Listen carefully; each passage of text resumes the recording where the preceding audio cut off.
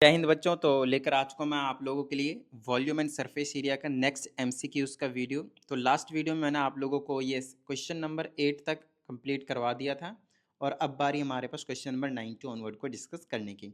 तो देखिए इसमें कहा जाता है two right circular cylinders of equal volumes have their heights in the ratio 1:2। तो हमसे कहते हैं दो सिलेंडर हैं जिनके वॉल्यूम इक्वल है। तो पहले का वॉल्यूम दूसरे का वॉल्यूम मान लिया कुछ भी है, दोनों ही इक्वल है तो मैंने इक्वल टू में रख दिया। ठीक है, साथ में कहते हैं उनके जो हाइट का रेशियो है वो 1:2 है। मतलब पहले वाले का हाइट h1 दूसरे वाले का हाइट h2, तो वो आपके पास 1/2 के इक्वल है। कोई दिक्कत वाली बात नहीं, नॉर्मल सी बात है। हमसे कहते हैं रेडियस के रेशियो क्या होंगे। तो इनका वॉल्यूम का फॉर्मूला हो जाएगा pi R square H, radius 1 h1 कर देता हूँ। ठीक है, उसी तरह से पाई आर का स्क्वायर 2 और h2 भी कर देता हूँ। पाई से पाई देखिए कट ही जाने आपके पास। R one square R2 square क्या हो जाएगा, R1/R2 का स्क्वायर ऐसे करके लिख सकता हूँ। और ये जो h1 है वो उधर चला जाएगा, h2/h1 हो जाएगा। आई ना बात समझ में। तो हमें रेडियस का ही तो रेशियो पूछा, तो R1/R2 का होल स्क्वायर कर लेता हूँ। ठीक है, इज इक्वल टू h2/h1। देखिए h1/h2 की वैल्यू गिवन है आपके पास, h2/h1 की क्या हो जाएगी, रेसिप्रोकल कर दिए दोनों तरफ। तो ये हो जाएगा मेरे पास h2/h1 that will be equal to 2/1। तो यहाँ पे रख दीजिए आप 2/1, जिसे आप नॉर्मली 2 लिख सकते हैं, कोई दिक्कत वाली बात नहीं है।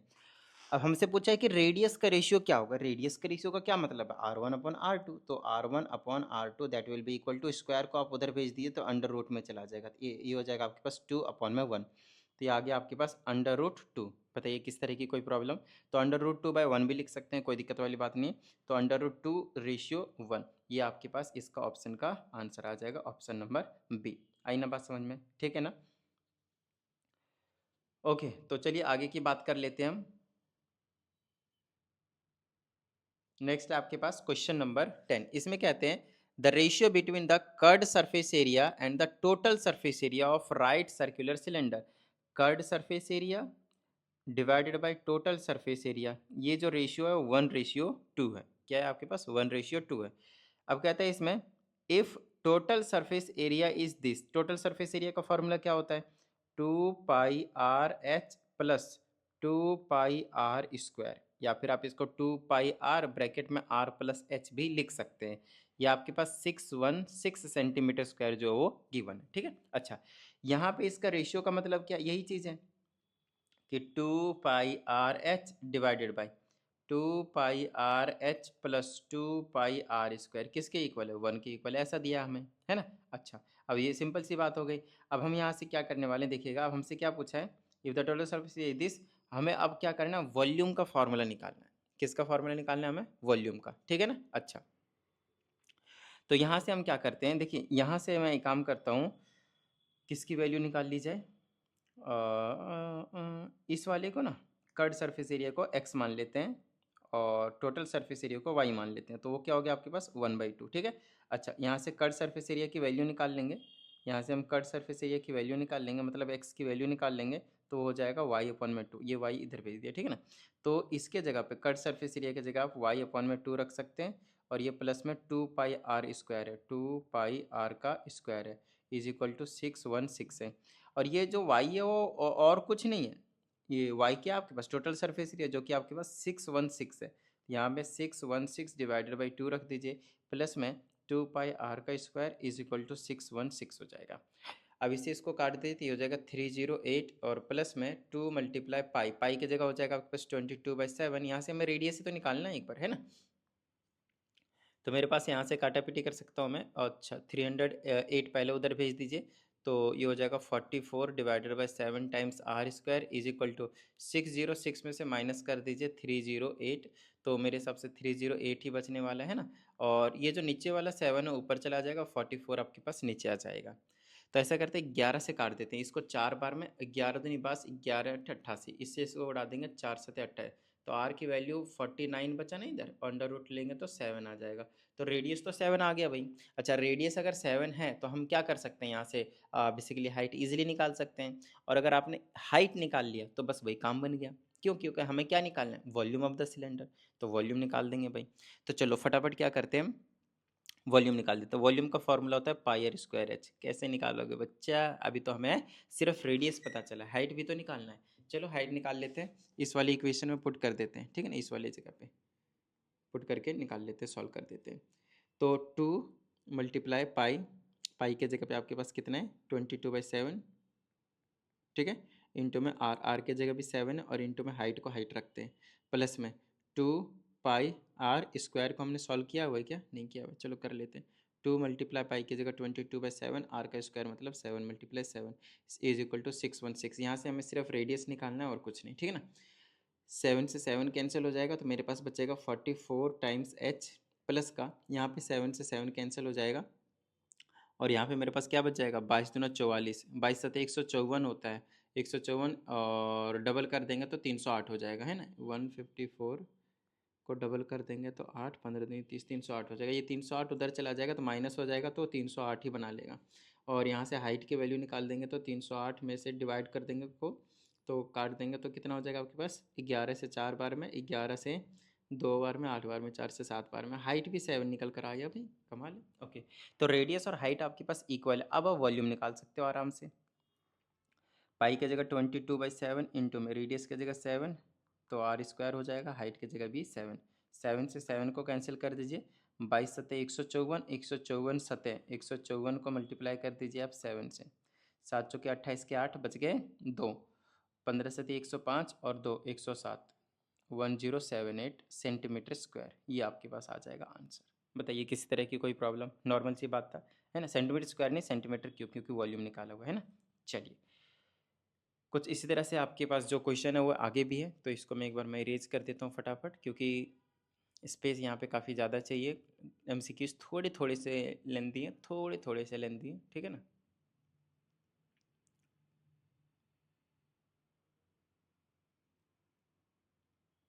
अब चलते हैं क्वेश्चन नंबर 11 के पास।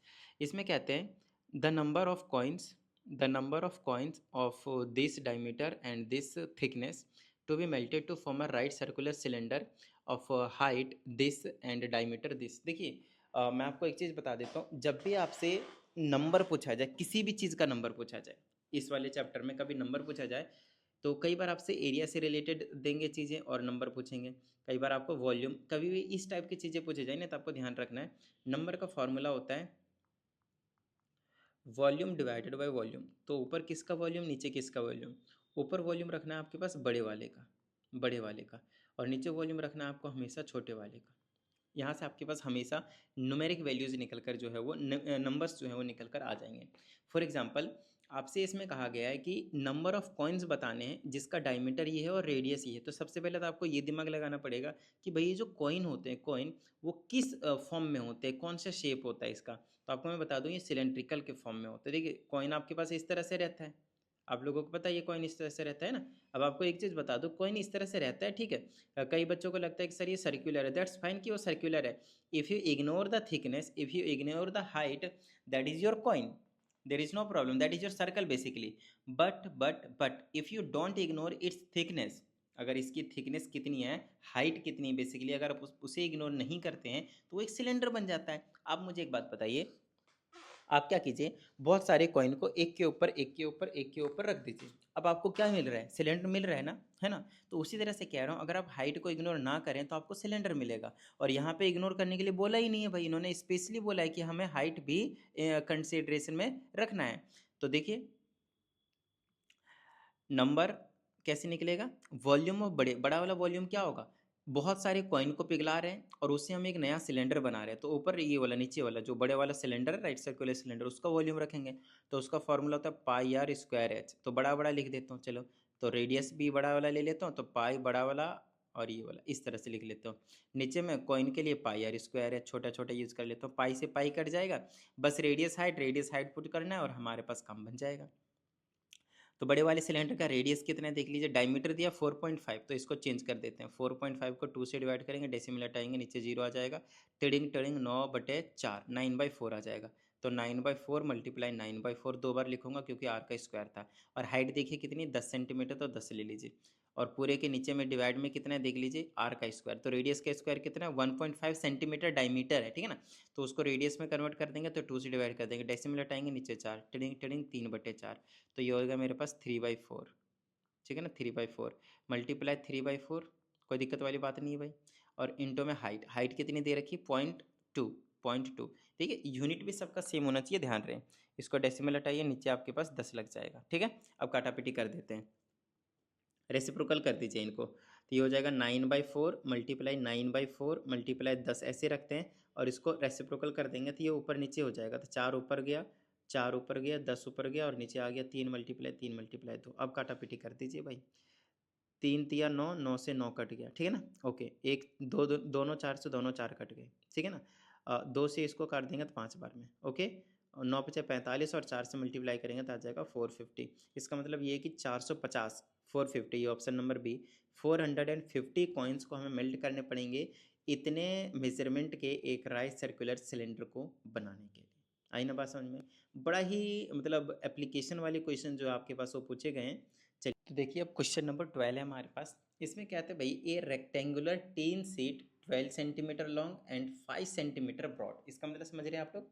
इसका सिंपल सा मीनिंग है, एक रेक्टेंगल का शीट है, इस शेप का शीट है कोई, और इसकी जो लेंथ है वो 12 सेंटीमीटर है और जो ब्रेड्थ है वो आपके पास 5 सेंटीमीटर है। ठीक है, हमसे क्या था, it is rolled along its length to form a cylinder by making the opposite edges just touch each other. Okay, the volume of the cylinder in centimetre cube. तो सेंटीमीटर में है तो सेंटीमीटर क्यूब में ही निकलेगा, कोई दिक्कत वाली बात नहीं है। तो ऐसा कीजिए, सिंपली समझिएगा क्या करने वाला हूँ मैं यहाँ पे। ऐसा क्वेश्चन हालांकि मैंने आप लोगों को एक बार करवाया हुआ है, आपको करवाया मैंने क्वेश्चन नंबर 8, ये वाला क्वेश्चन आप लोगों को मैंने करवाया हुआ। देखिए, इस वाले क्वेश्चन में क्या कराया था मैंने कि हाइट देखिए A1 और A2 बनाया था।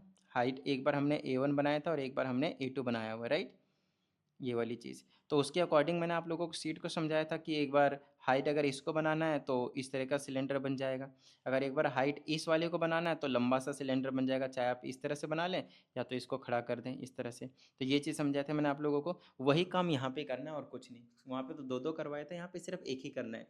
लेकिन यहाँ पे बच्चों को ये डाउट आता है, मैं आपको समझा रहा हूँ, जिसमें कि किसके अबाउट रोल किया है तो किस तरह का सिलेंडर बनेगा, ये सबसे ज़्यादा इंपॉर्टेंट बात होती है।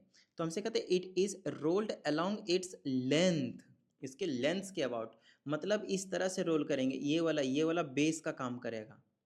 जिसके अबाउट बोलेगा ना उसको आप हमेशा क्या करेंगे, बेस बना देंगे। ठीक है ना, तो आपको क्या करना है, ये वाला जो एंड है, मैं कलर चेंज कर देता हूँ, ये जो ग्रीन वाला एंड है वो, और ये जो दूसरा वाला ग्रीन वाला एंड है वो, आपको इसको इससे मिला देना है और कुछ नहीं, आपके पास सिलेंडर तैयार हो जाएगा।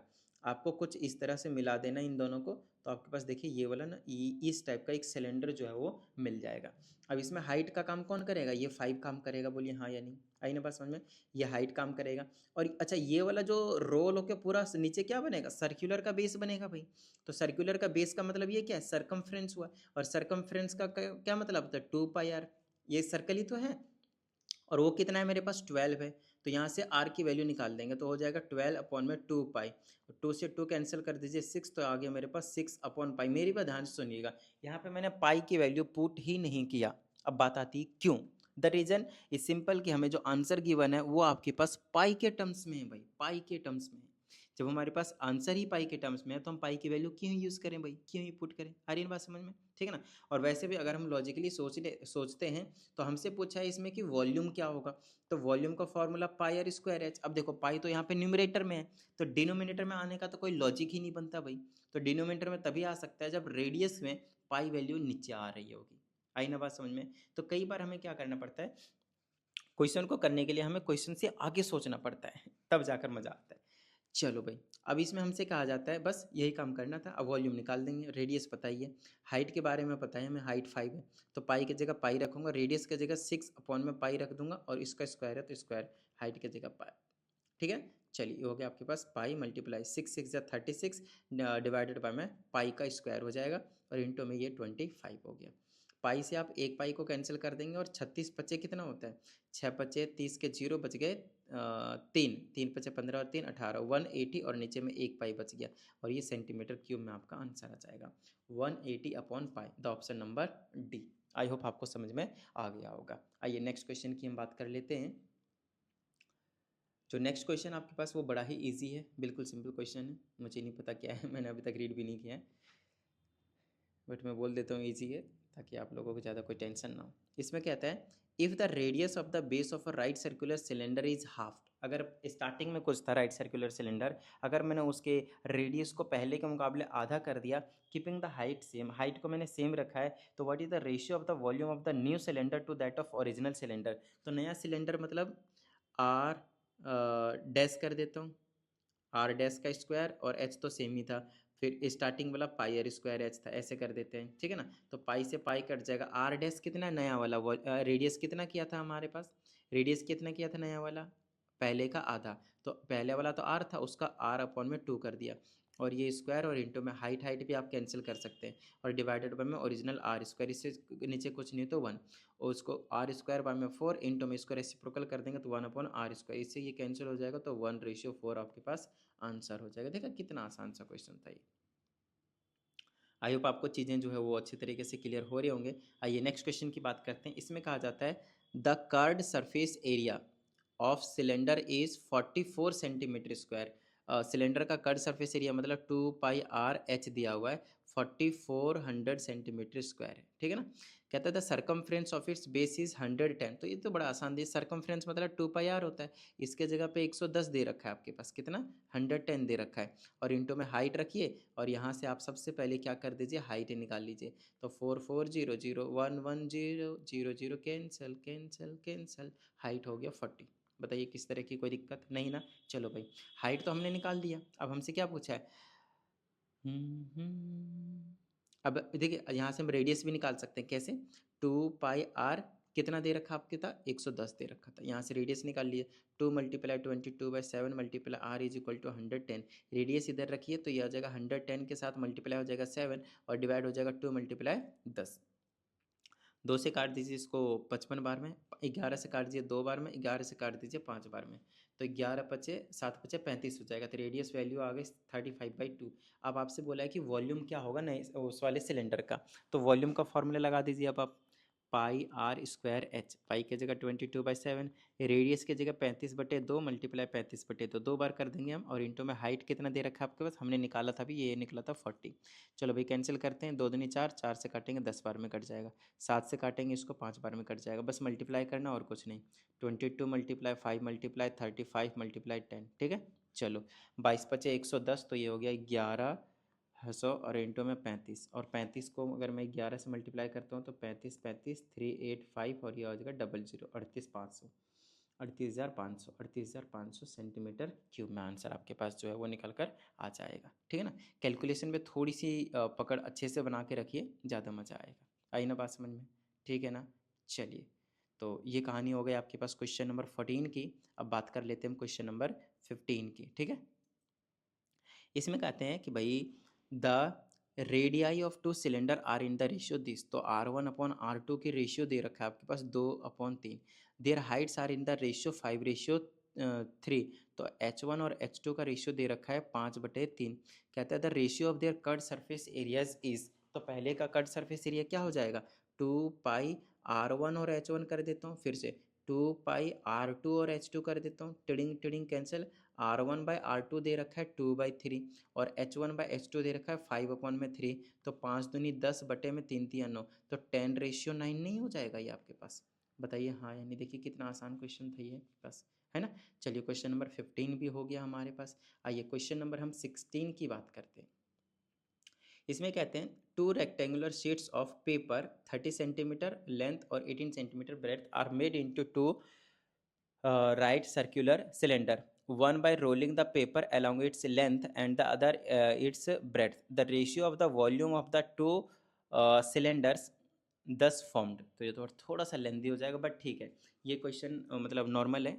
ऐसा एक आपके पास एक रेक्टेंगुलर शीट है, एक बार लेंथ 30 दे रखा है, 18 दे रखा है, ठीक है, और ये फिर से वही है 30 और 18, एक बार लेंथ के अबाउट करेंगे तो ऐसा बनाएगा ये, ठीक है ना। हाइट इसका 8 हो जाएगा, और ये वाली जो चीज़ है वो 2πr/h होगा, है ना, 2πr होगा मतलब, क्योंकि सरकमफ्रेंस होगा ना, 2πr कितना हो जाएगा 30।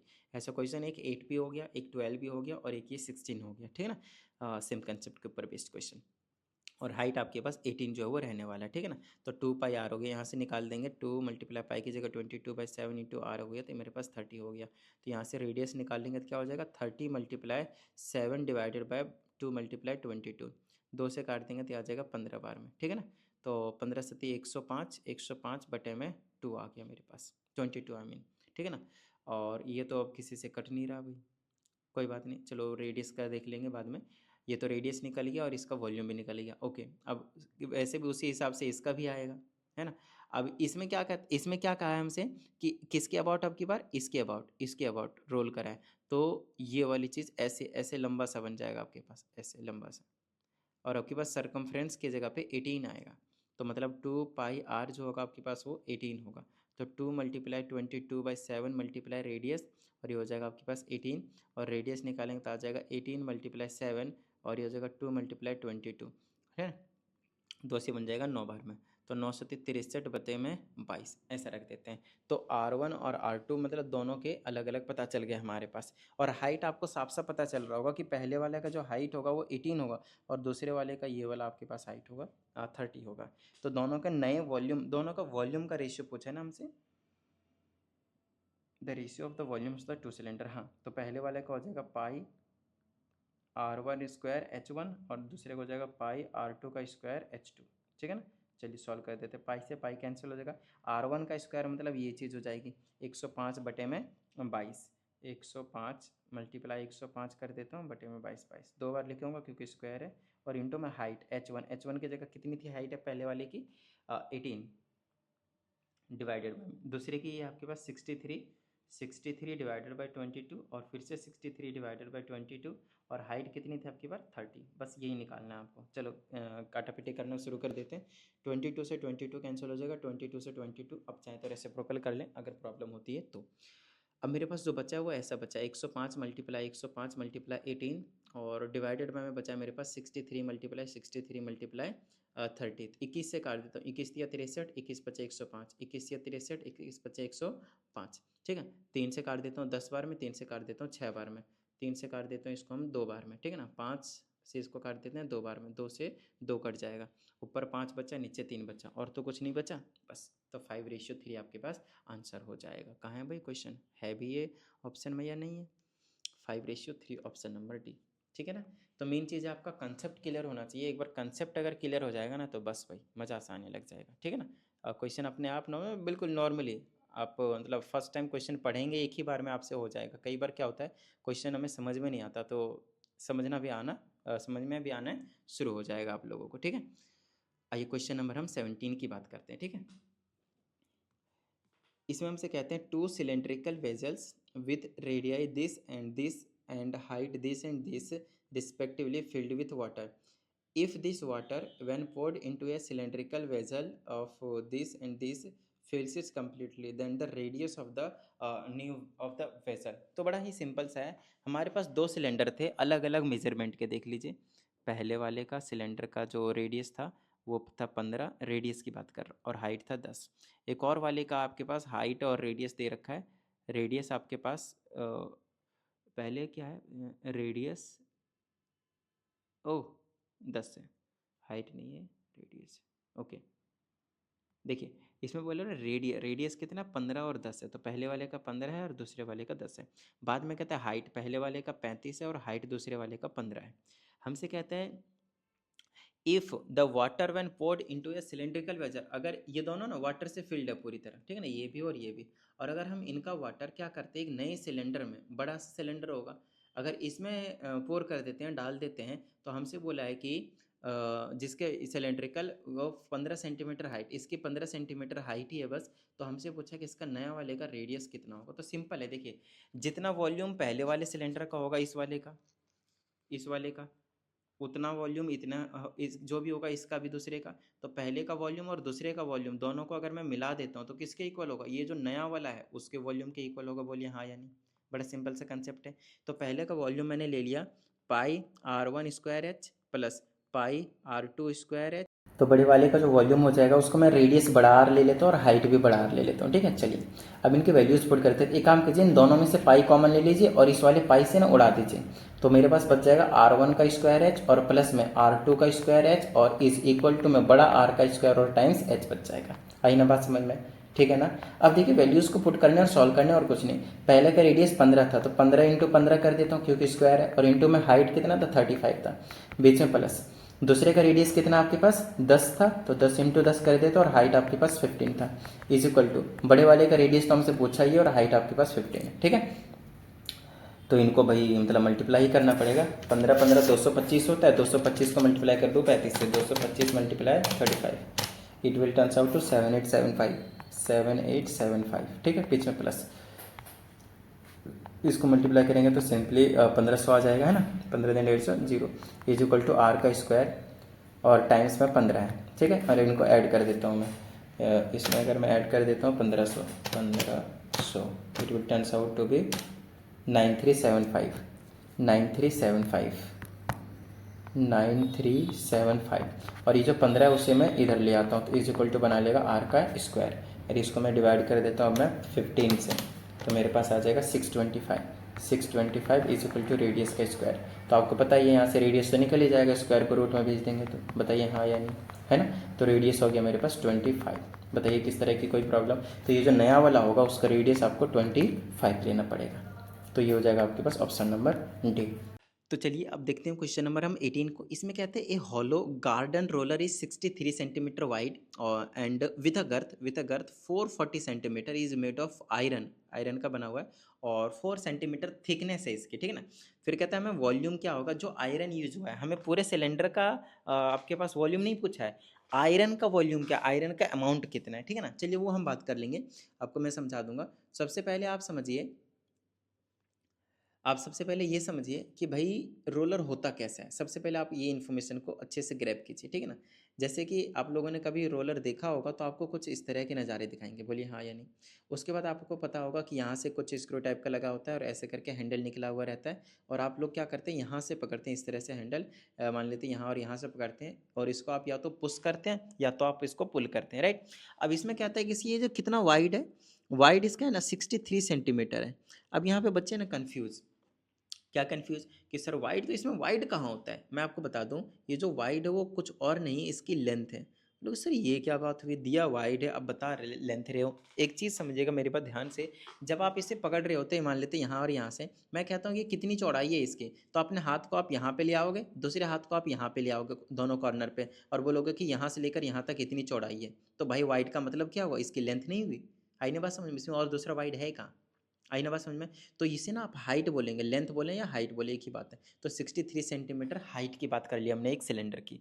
इसको अभी बचा के रखिएगा, आगे भी काम आने वाला है। आई ना बात समझ में, ठीक है। अब आगे देखते, अब इसमें हमसे ये बोला है कि गर्थ जो है, गर्थ वो आपके पास 440 centimetre. What does it mean.